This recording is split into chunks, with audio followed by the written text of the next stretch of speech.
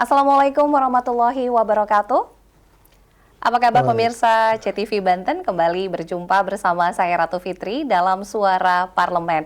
Dan tentu saja banyak hal menarik yang akan kita coba gali pada kesempatan kali ini selama kurang lebih 1 jam ke depan. Di mana kita akan mengenal lebih dekat bagaimana fungsi legislasi, kemudian penganggaran dan juga pengawasan dalam hal ini dari Tupoksi DPRD Provinsi Banten. Dan telah bersama saya narasumber dari Komisi 4, anggota Komisi 4 DPRD Provinsi Banten. Langsung saja saya sapa Bapak Gembong R. Sumedi. Assalamualaikum warahmatullahi wabarakatuh. Assalamualaikum warahmatullahi. Gimana kabar Mbak Fitri? Alhamdulillah kabar baik, sehat. Alhamdulillah. Walaupun lagi musim ini ya Pak, batuk pilek nih Oh kayaknya. biasa, lagi musim Lagi kemarau. lagi kemarau. Kalau Pak Dewan gimana kabarnya Pak? Alhamdulillah sehat. Sehat, alhamdulillah. Ini lagi sibuk reses. Lagi reses ya, hari terakhir. Terakhir selesai hari ini. Wah, ini langsung turun ke masyarakat begitu ya, Iya, dari iya, dapil pemilihan, menyerap aspirasi yang memang menjadi tugas fungsi di DPRD begitu ya Pak betul, Dewan. betul. Gimana rasanya ketemu lagi ini kesekian kali Oh begitu ya? udah sering. Sudah sering. Karena ini di DPRD bukan apa namanya wajah baru kalau Pak Dewan ya. Iya, alhamdulillah. Alhamdulillah ini ketemu langsung biasanya banyak namanya serapan aspirasi. Banyak harapan, Iya. permintaan, keinginan macam-macam lah. Macam-macam. Jadi tiap kepala nih beda-beda gitu ya Iya, Pak iya, Dewan iya. ya, bagaimana bisa menyerap dan sebagai jembatan antara masyarakat dengan pemerintah dalam Iya, hal iya, ini. betul. Baik, ini kita akan ngobrol-ngobrol dari mulai yang santai sampai ke serius Pak Dewan. Iya, iya. Siap. Kita kunci jadwalnya untuk hari ini. Nah, Pak Dewan, mungkin yang pertama menjadi wakil rakyat tentunya bermakna sekali. Tadi yang disampaikan oleh Pak Dewan bukan kali pertama. Artinya kunci mempertahankan adalah juga kepercayaan dari masyarakat. Nah, menurut Pak Dewan sendiri seperti apa makna menjadi wakil rakyat di tengah masyarakat yang saat ini juga sudah semakin beragam begitu, yang melek teknologi dan lain sebagainya. Ya. Kunci pertama sih sebetulnya bagaimana keinginan kita untuk melayani mereka, melayani masyarakat. Kalau kami, saya di PKS tuh, bagaimana kita berkhidmat untuk masyarakat. Jadi posisi kita sebagai wakil rakyat itu bagaimana kita bisa melayani keinginan, harapan, aspirasi masyarakat, agar apa yang menjadi keinginan, harapan, aspirasi masyarakat itu bisa diimplementasikan begitu kan. Meskipun ya bukan tidak sedikit juga harapan dan keinginan nggak bisa kita penuhi semuanya kan begitu. Karena ada ya keterbatasan anggaran, ada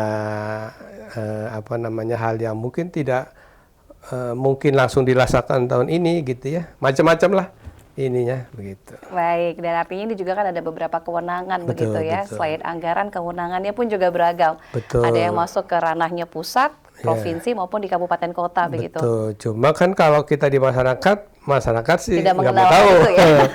Pokoknya Pak Dewan apa aja kan. Mau urusan jalan kabupaten, urusan jalan pusat, ya bahkan jalan di desa-desa semuanya. Jadi semenjak ada Pak Dewan, jadi semuanya bisa dicurahkan gitu ya aspirasinya. Nah, artinya kan harapan dan juga keinginan juga akan semakin tinggi begitu ya Pak Dewan. Betul. Bagaimana memaknai fungsi dari DPRD ini sendiri menjadi penjembatan. Nah, ini seperti apa? Penjembatan dari masyarakat menyerap aspirasi kepada pemerintah dalam hal ini eksekutif. Iya, jadi memang saya sering memfungsikan kepada masyarakat itu, menganalogikan lah kira-kira, jadikan anggota Dewan ini sebagai jembatan. Ya, kenapa? Karena ya Bapak Ibu yang ada di kampung ini kan nggak mungkin juga menyampaikan aspirasi langsung ke Pak Gubernur misalkan. Nah, makanya kalau ada Dewan, manfaatkan nih Dewan ini sebagai jembatan untuk memudahkan Ibu Bapak untuk menyampaikan aspirasi, gitu kan. Nah, mumpung lagi reses, mangga silakan begitu kan. Meskipun saya juga sampaikan kepada masyarakat bahwa reses ini bukan satu-satunya cara untuk menyalurkan aspirasi. Saya sampaikan ke masyarakat, HP saya insya Allah selalu terbuka begitu kan. Kalau memang langsung ataupun ada pengurus-pengurus PKS yang ada di sekitar Bapak Ibu, mangga silakan Jadi tidak mesti harus menunggu reses. Tapi mumpung saya lagi hadir reses, ayo manfaatkan gitu kan. Jangan sampai nanti setelah reses, aduh saya mau nanya ini nggak enak ke Pak Dewan segala macam. Ada yang begitu. Iya. Jadi ya seperti itu Bu. Memang masyarakat juga ya antusias ya ketika ada reses. Wah inilah kesempatan nih sebagai jembatan nih untuk menyampaikan aspirasi mereka. Betul. Nah ini karena kalau reses kan akhirnya tatap muka begitu betul, ya. Betul, banyak kanal-kanal yang mungkin bisa dimanfaatkan dari masyarakat pada saat menyampaikan aspirasi, bisa melalui media, medsos, kemudian reses tadi, karena kan kesempatannya juga mungkin jarang-jarang kalau untuk tatap muka begitu ya. Jadi bisa dimanfaatkan. Kemudian Pak Dewan, dari segi pengawasan, tentu saja dari DPRD ini juga memiliki tupoksi pengawasan baik itu di mitra kerja dalam hal eksekutif. Bagaimana DPRD sendiri mengawal pengawasan sendiri agar beberapa kegiatan dan juga program ini bisa betul-betul tepat sasaran, kemudian juga sesuai dengan kebutuhan masyarakat. Ya, jadi untuk pengawasan ini kan kita ini biasanya anggota dewan melakukan RDP ya, rapat dengan pendapat dengan mitra. Nah dari RDP itu kan kita tahu nih mana yang menjadi program-program prioritas begitu ya, mana yang harus segera didahulukan. Nah nanti data-data yang kita dapatkan kita cross check ke lapangan. Apakah memang apa yang disampaikan oleh mitra kita dalam rapat itu sesuai nih, gitu kan? Nah, faktanya apa yang disampaikan tuh belum tentu sama gitu ketika kita cek. Nah, makanya setelah kita dapat laporan di bawah dari masyarakat, dari konstituen kita sampaikan balik tuh, Pak, ini ternyata belum apa-apa nih, gitu kan? Katanya ini sudah pengkondisian segala macam di lapangan gitu kan, faktanya belum. Nah disitulah fungsi pengawasan. Nah saya juga sering menyampaikan sih kepada masyarakat, pada konstituen, kalau ada program-program pemerintah yang memang tidak sesuai dengan spesifikasinya, laporkan. Contoh begini, setiap program-program pemerintah itu kan ketika ada proyek atau apa, biasanya mereka ada papan informasi itu, ya kan?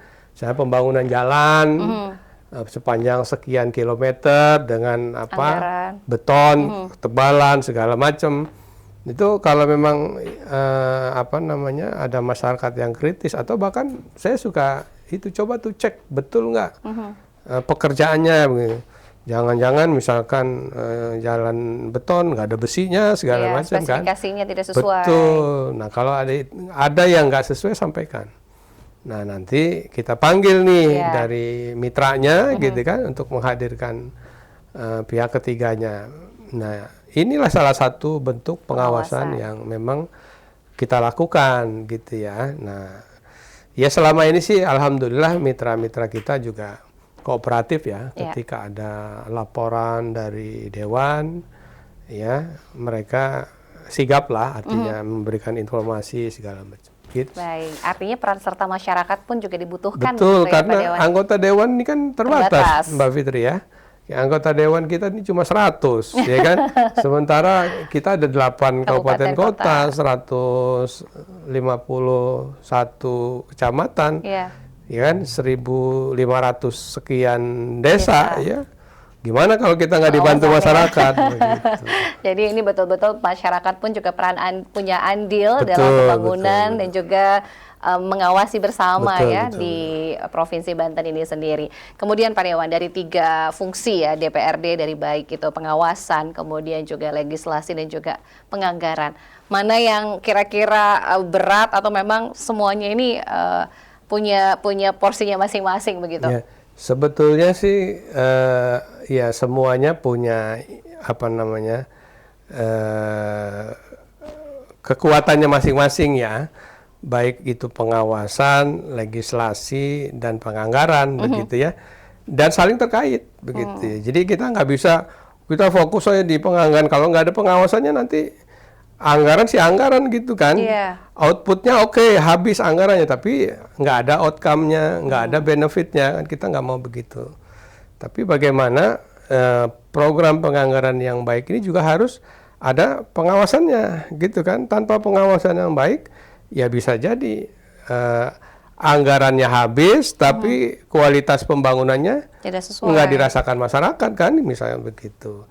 Nah begitu juga regulasi ya, legislasi itu juga kan itu batasan apa, kita membuat batasan-batasan aturan dan kita berada di koridor itu gitu kan. Jangan sampai kita membuat peraturan daerah, kita yang membuat ya bersama pemerintah, tapi pemerintah dan anggota dewan tidak komitmen dengan apa itu, percuma kan.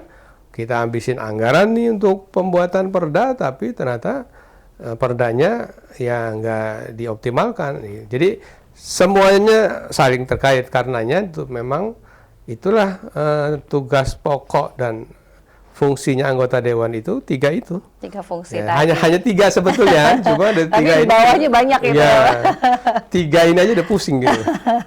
Jadi ini memang berkaitan ya, jadi tidak bisa berdiri sendiri karena Betul. tadi ya ada fungsi pengawasan, kemudian anggaran dan juga bagaimana membuat perda dari segi payung hukumnya agar tidak keluar dari regulasi yang memang sudah dibuat begitu. Nah kembali ke reses nih Pak Dewan, ini baru selesai, artinya dari sekian beberapa waktu yang lalu kembali ketemu lagi dengan masyarakat. Bagaimana respon masyarakat mungkin dari reses sebelumnya? Ada beberapa yang sudah tersampaikan, terserap begitu? Ya, jadi dari beberapa harapan, aspirasi masyarakat yang sudah tersampaikan kepada kita sebelumnya, memang ada yang sudah dirasakan begitu, tapi juga masih banyak yang belum begitu kan. Nah ini jadi PR kita semua gitu ya. Apalagi di dapil saya ini kan Serang Timur, dapil yang di situ ada daerah industri ya, kemudian juga daerah persawahan ada begitu, dan ya permasalahan cukup kompleks lah. Jadi dari mulai penganggurannya tinggi gitu kan, termasuk ya kemiskinan, kemudian kemacetan, masalah sampah begitu ya, masalah infrastruktur, jadi luar biasa itu. Tetapi ya kita sampaikan kepada masyarakat, ini bukan berarti pemerintah itu tidak open atau tidak memperhatikan. Itu memang kondisinya itu memang ya kita tidak bisa langsung seperti membalikan telapak tangan ya. Semuanya bertahap begitu. Termasuk permasalahan sampah gitu ya. Sampah itu ya memang jadi masalah yang luar biasa sekarang. Ya, di dapil saya Kabupaten Serang tuh yang namanya sampah di pinggir jalan raya Serang Tangerang itu kan, itu masih banyak aja tuh. Betul. Ya. Nah, belum lagi di perumahan itu sekarang pada pusing mereka ngurusin sampah, ya kan. Kemudian di jalan ke arah Pantura, jadi itu masalah sampah. Kemudian juga ya masalah pengangguran, ya kan. Mereka yang sering mereka tanyakan itu, Pak, di sini banyak pabrik. Kami sering merasakan dampak dari keberadaan pabrik ini. Tetapi kenapa yang banyak masuk jadi karyawan di pabrik ini justru orang luar, bukan dari masyarakat kami, gitu kan? Itu juga jadi pertanyaan mereka. Ya, kemudian masalah banjir juga tuh ya. Banjir ketika musim penghujan terutama itu luar biasa. Jadi itu yang sering kali muncul nih di masyarakat ya. Dan memang rasanya setiap reses masalahnya berputar aja di wilayah-wilayah sekitar itu. Karena itu memang yang menjadi kebutuhan dasar masyarakat ya. Kan mereka tinggal di wilayah tentu ingin hidup nyaman, aman, tenang begitu kan.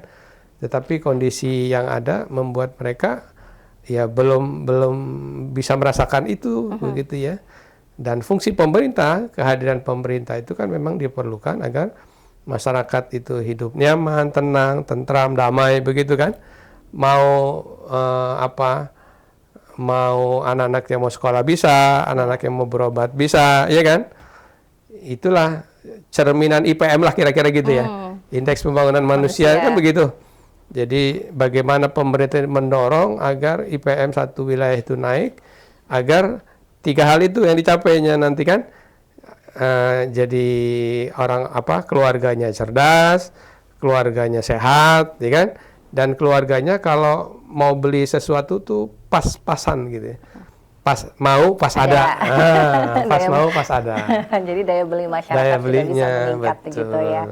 Jadi agak cukup kompleks begitu ya Pak Dewan ya. Apalagi mungkin berkutat dengan beberapa masalah yang juga hampir mirip begitu di beberapa daerah lainnya sebetulnya, terutama dari penyerapan tenaga kerja. Tadi kan Kabupaten Serang sebetulnya punya kawasan industri, tapi ternyata masih banyak dari luar begitu ya. Iya, betul. Artinya kan Masih skillnya juga harus ditingkatkan agar juga daya saing SDM-nya juga bisa lebih unggul begitu ya Pak Dewan. Nah, apakah ini dari aspirasi-aspirasi yang terserap di reses kemudian akan dipilah lagi menjadi skala prioritas berdasarkan anggaran atau seperti apa nih Pak Dewan? Ya memang kan masukan-masukan dari reses ini kita tampung, kemudian kita seleksi mana yang prioritas begitu ya. Nah baru ini nanti kita sampaikan ke pemerintah daerah. Dan ya prioritasnya itu mungkin ketika yang diajukan oleh itu tuh memang banyak, berarti ini prioritas masyarakat nih gitu ya. Ya entah masalah pekerjaan, ya masalah infrastruktur, masalah sampah begitu ya. Nah, kita buat ini kan yang kita sebut hasil reses itu nanti masuk ke dalam program pokok-pokok pikirannya DPRD begitu ya. Nah, ini kita ajukan, kita usulkan lah. Diusulkan ini belum tentu juga langsung dikerjakan atau diterima kan. Nanti oleh pemerintah daerah juga diseleksi juga nih mana yang jadi prioritas. Karena kan memang kita juga dibatasi oleh keterbatasan anggaran begitu kan. Sebetulnya kalau anggarannya tak terbatas ya udah usulin aja apa gitu kan.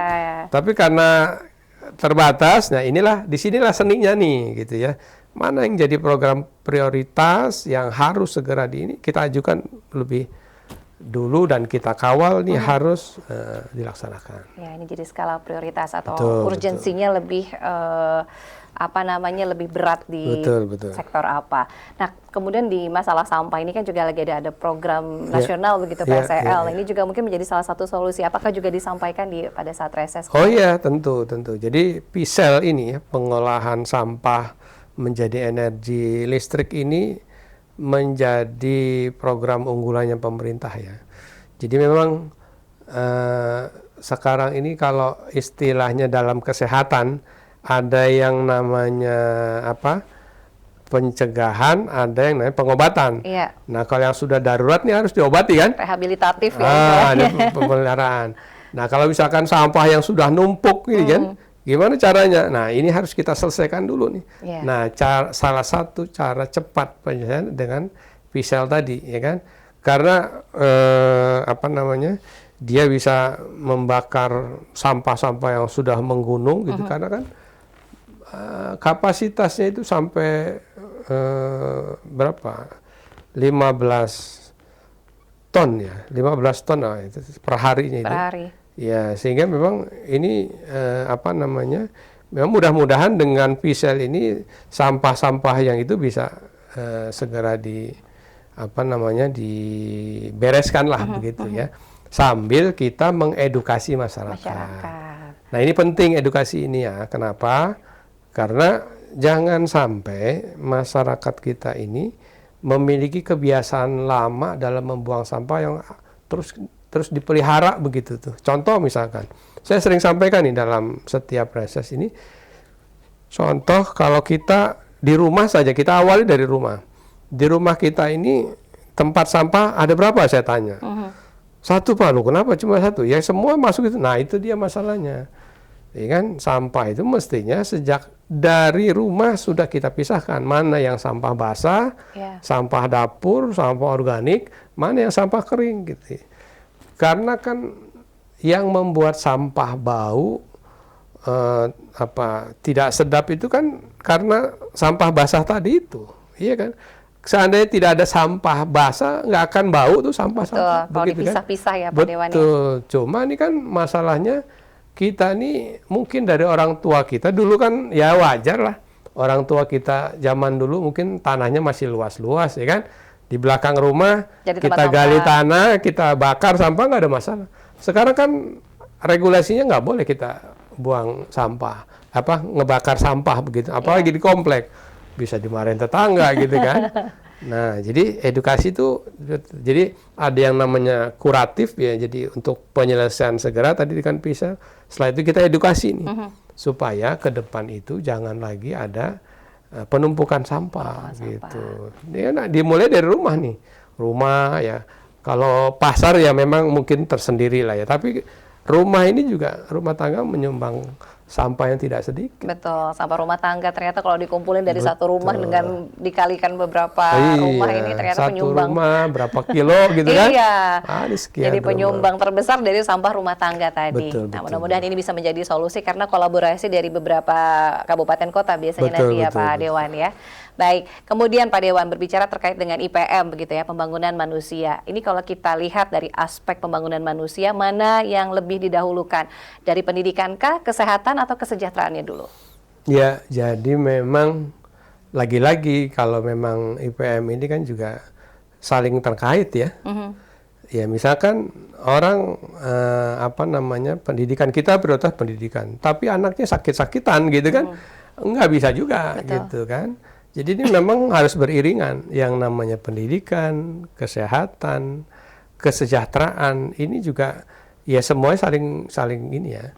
Kalau kita badannya sehat, otaknya cerdas, tapi ini orang ini misalkan daya belinya nggak ada nih, atau gimana gitu kan, susah juga nih. Jadi memang ketiganya ini harus dirangkai dalam satu kesatuan sehingga ya saling menunjang.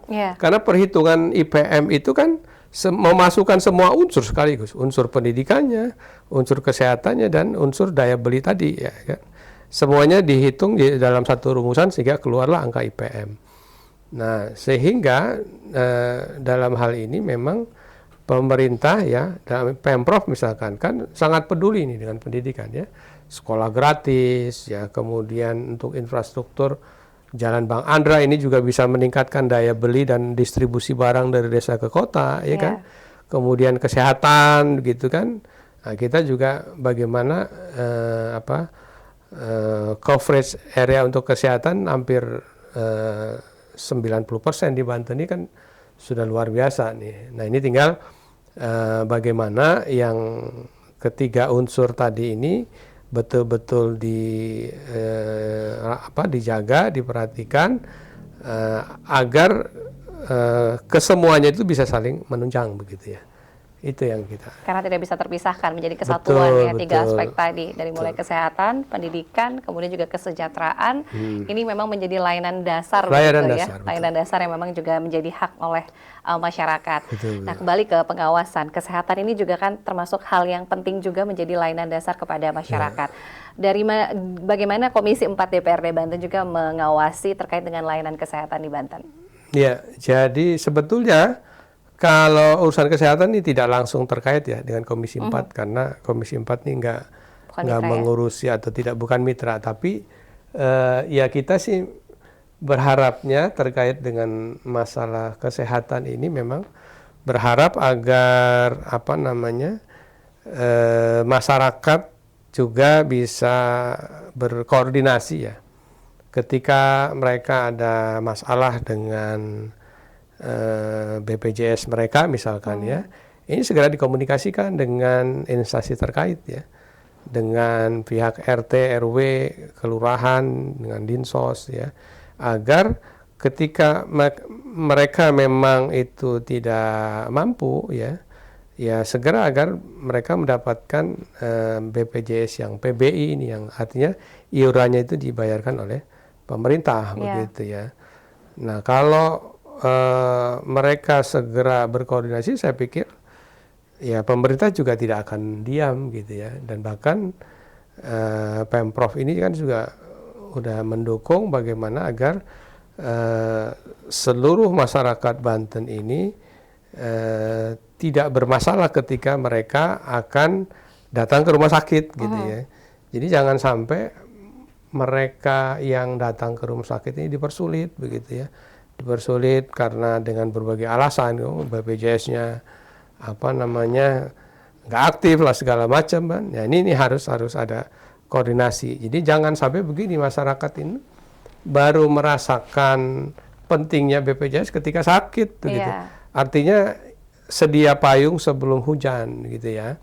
Dan ini edukasi ini sangat penting ya, terutama kepada ya masyarakat rentan gitu ya. Nah, ini betul-betul harus diperhatikan, terutama aparatur yang paling dekat dengan mereka kan RT ya, RT, RW gitu. Ini harus betul-betul memperhatikan gitu. Jadi jangan sampai mereka yang udah kesulitan dari sisi ekonomi kemudian termarginalkan, ini kasihan sekali gitu ya. Nah, ini tanggung jawab kita semua begitu. Nah, kebetulan mungkin memang bapak-bapak atau ibu-ibu ketua RT ini yang jadi ujung tombaknya nih untuk memastikan masyarakatnya ini jangan sampai ada yang kesulitan di urusan kesehatan ini. Ya, ini juga menjadi kelainan dasar. Betul. Artinya tadi disampaikan bahwa pada saat mungkin reses terkait dengan kesehatan ini juga menjadi salah satu aspirasi dari masyarakat. Tadi ada iuran PBI begitu. Nah, kalau untuk yang lain seperti misalnya vaskesnya, kemudian juga aksesnya, seperti apa Pak? Apakah juga sudah ada yang menyampaikan terkait dengan jumlah vaskes dan juga jarak dan lain sebagainya begitu? Ya, kalau untuk vaskes sih rasanya mereka jarang sih ya yang mempertanyakan seperti itu. Cuma memang rata-rata kalau saya perhatikan mereka itu kecenderungannya lebih kepada rada abai begitu ya dengan kesehatan. Kadang ya kita sendiri kan mungkin baru merasakan nikmatnya sehat ketika sakit ya. Jadi ketika sakit baru kita mikir nih kan, ketika sehat boro-boro kepikiran itu. Nah, ini fungsinya dan pentingnya edukasi ya, literasi buat masyarakat terkait masalah kesehatan ini. Ini juga sering juga saya selipkan juga, meskipun sekali lagi ini bukan mitranya kita di Komisi 4 ya, tapi dalam setiap reses ada itu yang nanya masalah BPJS gitu ya. Kayak kemarin tadi petir tuh berapa hari lalu itu mereka mempertanyakan ibu-ibu, Pak, saya ini dia bilang sudah lama nggak sakit. Nah, minggu lalu saya ke puskesmas, cuma katanya saya udah nggak dapat lagi BPJS, saya nggak aktif. Kenapa? Katanya desil sayanya naik. Atau alhamdulillah Bu, desilnya naik berarti ibu sudah sejahtera begitu kan. Jadi ini kadang suka ini juga, orang nih pengennya desilnya di bawah 5 aja kan. Padahal mungkin dia sudah lebih baik, lebih sejahtera kan. Makanya dinaikkan oleh pemerintah. Atau bisa jadi masalah desil tadi ini adalah salah informasi, karena kan ini kan survei kan ya. Survei dari pusat gitu, kementerian atau dari BPS, survei di masyarakat yang menentukan kriteria desil tadi itu kan, yang yang menempatkan seseorang ini dengan kondisi ekonomi seperti ini dimasukin desil berapa gitu. Nah, saya juga agak sedikit mengkritisi ini ya, ketika mereka ada survei di bawah, kemudian ke atas tiba-tiba langsung keluar tuh desilnya. Nah, bisa jadi kan ada ketidakakuratan nih. Usul saya sih ya, ketika mereka melakukan survei bawa ke atas, diturunkan begitu sudah keluar, hasilnya balikan lagi ke desa. Ada musyawarah desa di situ. Ada kepala desa, ada BPD, ada toko-toko ngecek lagi tuh mereka satu-satu tuh desilnya, karena ini kan bicara haknya masyarakat ya. Nah ketika oke, semuanya approve, desa balikin lagi baru keluar tuh. Nah itu sudah kita sepakati gitu ya. Nah yang selama ini karena mungkin ya Allah alam, karena mungkin pemerintah butuh data desil nih untuk segera nurunkan bansos, ya kan, udah yang penting ada aja dulu mungkin ya. Akhirnya ketika turun ke bawah, loh ini orang yang punya motor, punya apa, TV, rumahnya bagus, mereka dapat nih. Sementara ada masyarakat yang nggak dapat, yang desilnya nggak itu malah nggak dapat. Gitu. Akurasi data artinya ya harus dimutakhirkan lagi ya Pak Dewan ya, agar juga bisa lebih tepat sasaran, terutama pelayanan dasar di kesehatan. Nah ini juga mudah-mudahan menjadi satu masukan begitu ya Pak Dewan untuk hasil di lapangan sendiri. Selain kesehatan yang tentu juga menjadi hak dasar juga masyarakat tadi, karena berkaitan dengan roda perekonomian adalah infrastruktur. Tadi disampaikan di awal ada program Jalan Bang Andra yang juga sudah berjalan. Bagaimana bentuk pengawasannya sendiri Pak dengan program yang sudah berjalan ini terkait dengan infrastruktur? Ya, jadi kalau untuk Jalan Bang Andra ini kan memang program prioritasnya Pak Gubernur ya, sehingga memang kita melihat masyarakat juga cukup antusias nih dengan program ini ya, apalagi program betonisasi jalan-jalan ya, terutama yang di pelosok-pelosok yang selama ini tidak pernah tidak pernah diopeni lah kira-kira. Nah sekarang ini masuklah Jalan Bang Andra, dan ya pengawasan kita selama ini sampai sejauh ini alhamdulillah gitu, kualitasnya bagus ya, kemudian memang dibutuhkan oleh masyarakat begitu ya. Dan kita sih berharap mudah-mudahan Jalan Bang Andra ini juga bisa diperluas lah ya, karena memang kemarin tuh anggarannya memang masih sedikit ya, karena memang baru awal ya, tahun kemarin baru memulai awal, masih sedikit, sementara kebutuhannya itu cukup banyak begitu ya, masyarakat yang minta Pak ini tolong jalan kami dibeton. Dan menariknya Jalan Bang Andra ini kan berarti kita provinsi bisa masuk ke jalan-jalan desa untuk memperbaiki jalan yang selama ini kan karena bukan kewenangannya kan agak susah nih. Nah dengan ada Jalan Bang Andra kita lebih mudah masuknya begitu ya. Nah ini mudah-mudahan ke depan Jalan Bang Andra ini ya bisa diperluas lagi gitu ya. Dan ya tentunya ya anggarannya berarti harus ada dulu dong pendapatannya kan. Nah ini masalahnya pendapatan kita ini lagi kurang nih ya. Saya kalau melihat ini APBD Banten nih justru makin kesini kok makin turun APBD-nya kan gitu. Ya memang tidak lepas juga nih dari urusan kendaraan bermotor ya. Option pajak kemarin ya. Option pajak, kemudian belum lagi mobil listrik ya kan. Tidak dikenakan pajak ya. Nggak kena pajak ya, minim lah. Jadi itu sangat berpengaruh gitu ya. Iya, karena memang programnya tetap harus berjalan, namun terbentur dengan anggaran begitu ya. Namun mudah-mudahan tidak mengganggu proses pembangunan di Provinsi Banten. Namun kan memang ada skala prioritas, misalkan dari segi jalan begitu. Bagaimana menentukan juga titik-titik mana yang lebih didahulukan begitu? Oh iya tentu itu menjadi perhatian kita, prioritas mana yang memang jalan yang lebih banyak digunakan begitu ya, dan lebih akan mendorong perekonomian. Bagaimana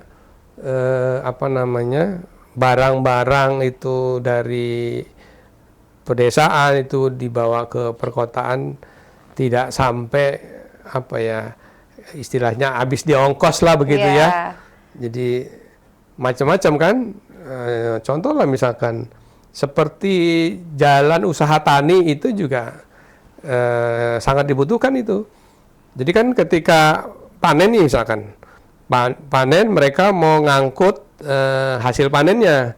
Kan selama ini yang di dalam itu mereka pakai kuli panggul tuh kan untuk itu kan akan sangat besar tuh cost-nya dibanding misalkan motor roda 3 bisa masuk lah ke area persawahan, jadi bisa mengirit begitu ya.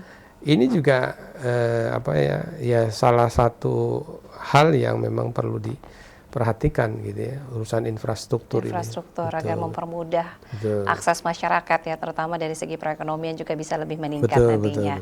Nah, kembali masih ke persoalan ini juga tadi disampaikan di reses begitu ya, terkait dengan penyerapan tenaga kerja sendiri di Kabupaten Serang yang juga memang masih cukup tinggi begitu. Bagaimana juga Komisi 4 terutama mengakomodir terkait dengan jumlah pengangguran sendiri di Provinsi Banten? Ya, nah ini sebetulnya ketika banyak program-program pembangunan di masyarakat, sebetulnya secara tidak langsung ini juga bisa menyerap tenaga kerja ya, tenaga informal apa gitu yang memang mereka butuh akan pekerjaan begitu ya. Nah ini semakin banyak apa namanya pekerjaan program-program pemerintah dalam bidang infrastruktur misalkan, semakin banyak juga tuh yang terserap begitu ya di dalam urusan infrastruktur tadi itu ya. Nah itu kita sih mudah-mudahan ya berharap dengan makin banyaknya program-program infrastruktur yang itu ya, baik jalan lingkungan, jalan Bang Andra, kemudian juga pembangunan drainase, ini kan cukup banyak lah menyerap tenaga-tenaga kerja ya, untuk membantu proses pembangunan itu. Ya, terutama mungkin dari sektor pertaniannya begitu. Ya, betul. Kemudian UMKM ini juga bisa lebih dioptimalkan lagi. Namun dari segi sinergi yang Pak Dewan lihat dari mulai pemerintah dengan dunia usaha, kita kenal di Provinsi Banten ini ada beberapa kawasan industri begitu ya, Cilegon, Kabupaten Serang, Tangerang dan lain sebagainya. Seperti apa sih melihat pemerintah sudah berkolaborasi dengan dunia usaha, apakah sudah optimal begitu? Ya, terkait dengan kerjasama memang selama ini sih sudah terjalin dengan baik lah ya. Artinya pemerintah sudah menyiapkan kawasan-kawasan yang memang bisa dimanfaatkan oleh para pelaku industri ya. Dan ini saya pikir di era sekarang memang sangat perlu nih kawasan industri. Kenapa? Jangan sampai masyarakat para pelaku industri itu mereka mendirikan kegiatan industrinya misalkan di wilayah-wilayah yang berdekatan dengan masyarakat begitu ya. Nanti kan yang akan berdampak ini masyarakat akan terdampak nih ya, dengan polusinya, dengan ya polusi macam-macam kan. Ada polusi kebisingan, polusi lingkungan, begitu. Udara. Ini juga akan sangat berpengaruh. Nah, ketika pemerintah ini menyediakan sarana kawasan industri, nah ini mudah-mudahan ini bisa masyarakat juga merasa lebih nyaman kan, karena tidak langsung. Meskipun memang kita juga masih melihat kawasan-kawasan industri yang pengelolaannya juga masih belum maksimal baik ya. Ya seperti contoh lah kayak kemarin kita ada kasus yang udang tuh ya, yang keracunan tuh, yang radioaktif ya. Radioaktif. Nah itu kan sebenarnya urusannya ini kan urusan dengan pabrik baja kalau nggak salah ya. Tetapi di situ, di lokasi dekat situ juga ada industri makanan. Industri udang tuh kemarin tuh, yang tercemar kan? Kontaminasi ya. Kontaminasi. Akhirnya ketika diekspor, kedeteksi itu. Padahal kalau ini diantisipasi, dibuat per klaster nih, klaster industri berat, klaster industri ringan, klaster makanan, begitu ya. Jadi jangan sampai, pokoknya yang penting mereka, para tenan itu, para penyewa itu, nyewa, tapi tidak melihat ininya begitu ya. Apa sih jenis industrinya, ini juga bahaya juga ini. Dan pengalaman kemarin tuh sangat berharga ya. Bahwa ya ini jangan sampai kita meremehkan ini, karena yang namanya pencemaran apalagi radioaktif kan sangat ditentukan nih oleh jarak segala macam. Semakin dekat kan semakin ini. Nah itu jadi cukup beragam. Jadi Ya secara umum sih saya melihat pemerintah sudah cukup baik mengakomodir ya para pelaku usaha begitu ya. Cuma ya timbal baliknya pelaku usaha juga nih harus kooperatif juga dengan pemerintah, Iya. gitu kan. Contoh misalkan ketika mereka punya kendaraan segala macam, platnya mbok ya pakai plat A, plat Banten, jangan masih plat Jakarta kan. Itu kan pajaknya Pajaknya lari ke bermasuk. Jakarta bukan ke Banten. Pugu kita lagi butuh pemasukan kan, pendapatan dari sektor pajak. Gitu-gitu. Baik, ini juga mesti harus ada pembahasan ya terkait tadi ya klaster-klaster betul, tadi betul. ya. Kemudian kalau dari segi perlindungan, apakah Komisi 4 pun juga fokus ataupun juga menjaga terkait dengan perlindungan pekerja terutama di Provinsi Banten? Iya, ya tadi sebetulnya nih masalah kesehatan pekerja ini nggak masuk di Komisi 4 ya. Tapi ya saya sedikit bisa ini, ya secara tidak langsung mungkin ya Komisi 4 tadi itu untuk perlindungan ya. Perlindungan itu ya kita berharap nih terutama kan di para pekerja rentan ya, yang mereka bekerja serabutan gitu, mengandalkan proyek-proyek pemerintah gitu. Nah, kita sih berharap mereka-mereka yang itu betul-betul ketika mereka bekerja pastikan jam sosteknya mereka harus di ini kan, jangan sampai ketika nanti ada kecelakaan kerja pada berlepas diri semuanya gitu kan. Kemudian BPJS-nya juga itu kan para pekerja-pekerja rentan itu mereka akan rata-rata nggak punya tuh, makanya harus dilindungi tuh kalau mereka memang bekerja di proyek-proyek pemerintah dalam pembangunan itu pastikan tuh mereka ikut jam sosteknya, BPJS-nya gitu kan. Atau sekarang jam sostek udah nggak ada ya, BPJS kan, BPJS tenaga kerja ya.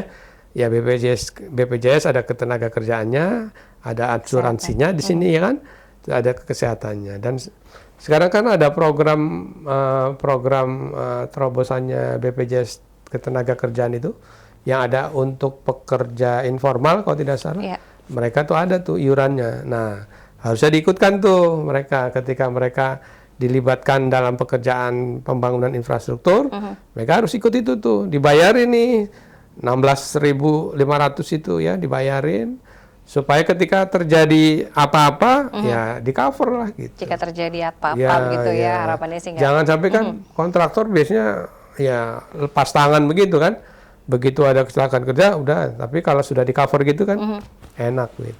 Ya, ada jaminan ya Pak Dewan ya, ada jaminan dari segi kesejahteraan dan juga keamanan saat bekerja tadi. Aduh nggak kerasa ini hampir 1 jam ya Pak Dewan. Terakhir mungkin pesan dan juga harapan nih sesuai tema kita di Suara Parlemen, apa yang ingin disampaikan Pak Dewan kepada masyarakat? Ya, kepada masyarakat Banten ya, mari kita bersama-sama bekerja untuk kemajuan provinsi ini ya. Kita tahu bahwa Pak Gubernur beserta seluruh jajarannya gitu ya, dan kami dengan seluruh anggota Dewan yang lain juga tetap dan selalu berusaha untuk bagaimana memberikan kesejahteraan, kenyamanan kepada masyarakat untuk menjalankan kehidupannya sehari-hari, tentunya juga dengan bisa bisa menyekolahkan anak-anaknya ya sampai tingkat yang memang diinginkan ya. Syukur-syukur masyarakat Banten ini bisa pada banyak yang sarjana begitu kan. Kemudian kesehatannya juga bagaimana agar keluarga kita ini keluarga yang sehat semuanya gitu ya. Pastikan Bapak Ibu ya masyarakat Banten ini memiliki BPJS ya. Kalau yang memang dari sisi perekonomian tidak mampu, ini ada BPJS PBI yang bisa kita urus melalui RT RW sampai ke dinas sosial begitu ya. Kemudian juga untuk pengembangan ekonomi gitu ya, ya bagaimana kita juga mencari informasi-informasi nih ya terkait kegiatan-kegiatan kemasyarakatan, UMKM dan sebagainya gitu. Jadi semuanya kita bersinergi. Memang kita yakini dan kita sadari bahwa pemerintah belum bisa memberikan layanan yang terbaik dan yang sempurna bagi seluruh masyarakat, tapi yakin bahwa kita semua, kami di DPRD, Pak Gubernur dengan jajaran eksekutif terus berusaha bekerja keras ya untuk bisa sama-sama kita mensejahterakan seluruh masyarakat Banten. Gitu. Amin. Terima kasih sekali lagi Pak Gembong sudah menemani kita ngobrol-ngobrol di Suara Parlemen. Mudah-mudahan selalu diberikan kesehatan Bapak dan juga kelancaran di setiap aktivitas. Dan tentu saja nanti kita akan ketemu lagi dengan tema-tema yang berbeda. Dan tentu saja pemirsa CTV, tuntas sudah kebersamaan kita dalam Suara Parlemen kali ini. Dan akhirnya saya Ratu Fitri mewakili segenap kerabat kerja undur diri. Terima kasih atas kebersamaan Anda. Wassalamualaikum warahmatullahi wabarakatuh. Waalaikumsalam warahmatullahi wabarakatuh.